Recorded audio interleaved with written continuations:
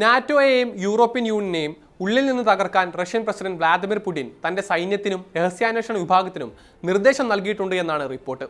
2025 ഡിസംബറിൽ ക്രെംലിനിൽ നടന്ന ഒരു രഹസ്യ യോഗത്തിലായിരുന്നു ഈ നീക്കമെന്നാണ് പറയപ്പെടുന്നത്. ഈ ആരോപണങ്ങളിൽ എത്രത്തോളം സത്യമുണ്ട്? വിവരങ്ങൾ അറിയാൻ സ്വാഗതം ഇൻഡെപ്തിലേക്ക്.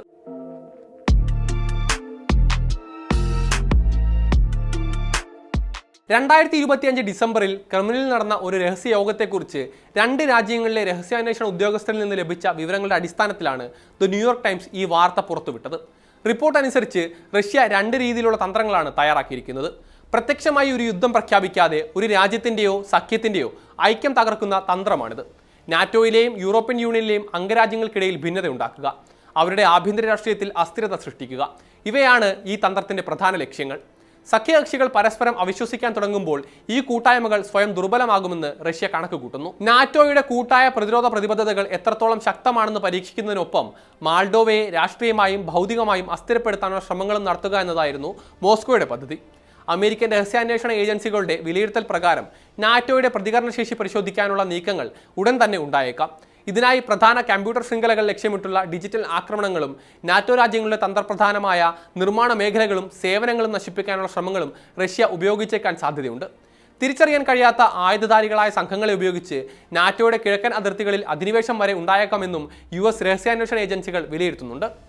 സോവിയറ്റ് യൂണിയന്റെ തകർച്ചയ്ക്ക് ശേഷം നാറ്റോ കിഴക്കൻ യൂറോപ്പിലേക്ക് വികസിച്ചതിനെ റഷ്യ തങ്ങളുടെ സുരക്ഷയ്ക്ക് ഭീഷണിയായാണ് കാണുന്നത്. യുക്രൈൻ യുദ്ധത്തോടെ ഈ ശത്രുത വർദ്ധിച്ചു. റഷ്യയ്ക്ക് മേൽ കടുത്ത സാമ്പത്തിക ഉപരോധങ്ങൾ ഏർപ്പെടുത്താൻ യൂറോപ്യൻ യൂണിയനും യുക്രൈന് ആയുധങ്ങൾ നൽകാൻ നാറ്റോയും മുന്നിൽ നിൽക്കുന്നു. അതിനാൽ ഈ രണ്ട് കൂട്ടായ്മകളുടെയും ഐക്യം തകർക്കുക എന്നത് റഷ്യയുടെ നിലനിൽപ്പിന്റെ ആവശ്യമായി മാറിയിരിക്കുന്നുവെന്നാണ് വിലയിരുത്തപ്പെടുന്നത്. യൂറോപ്യൻ യൂണിയനിലേക്ക് ചേക്കേറാൻ ആഗ്രഹിക്കുന്ന കിഴക്കൻ യൂറോപ്യൻ രാജ്യമായ മാൾഡോവയിൽ റഷ്യൻ അജണ്ടകൾ ശക്തമായി നടപ്പാക്കപ്പെടുന്നുണ്ട് എന്നാണ് പാശ്ചാത്യ ശക്തികൾ ആരോപിക്കുന്നത്. യുക്രൈന്റെ അയൽ രാജ്യമായ മാൾഡോവയിലെ EU അനുകൂല സർക്കാരിനെ അട്ടിമറിക്കാൻ റഷ്യ ശ്രമിക്കുന്നതായി അവിടുത്തെ രഹസ്യാന്വേഷണ വിഭാഗം റിപ്പോർട്ട് ചെയ്തിരുന്നു. നാറ്റോവുമായി നേരിട്ട് യുദ്ധം ചെയ്യാതെ യൂറോപ്പിനെ കൂടുതൽ അസ്ഥിരപ്പെടുത്താൻ റഷ്യ ഉപയോഗിക്കുന്ന പ്രധാന മാർഗമാണ് മോൾഡോവയെന്ന് പാശ്ചാത്യ ഉദ്യോഗസ്ഥർ തന്നെ ചൂണ്ടിക്കാട്ടുന്നുമുണ്ട്. യുക്രൈൻ കീഴടക്കുക എന്നതാണ് പുടിന്റെ ഏറ്റവും പ്രധാനപ്പെട്ട ലക്ഷ്യം.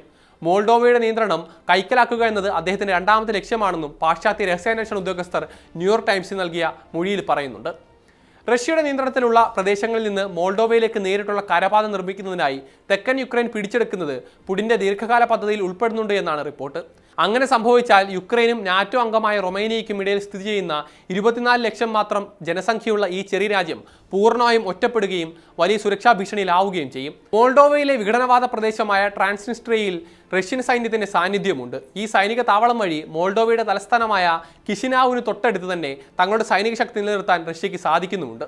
മോൾഡോവയിൽ ഉണ്ടാവുന്ന പ്രതിഷേധങ്ങൾക്ക് പണം നൽകുക, ഊർജ്ജ വിതരണം തടസ്സപ്പെടുത്തുമെന്ന് ഭീഷണിപ്പെടുത്തുക എന്നിവയിലൂടെ മോൾഡോവയെ പാശ്ചാത്യ സഖ്യത്തിൽ നിന്ന് അകറ്റാൻ റഷ്യ തന്ത്രങ്ങൾ മെനയുന്നതായി വിദഗ്ധർ ചൂണ്ടിക്കാണിക്കുന്നുണ്ട്. ഇത് മറ്റ് യൂറോപ്യൻ രാജ്യങ്ങൾക്കുള്ള ഒരു അപായ സൂചനയാണെന്നാണ് EU വിലയിരുത്തുന്നത്.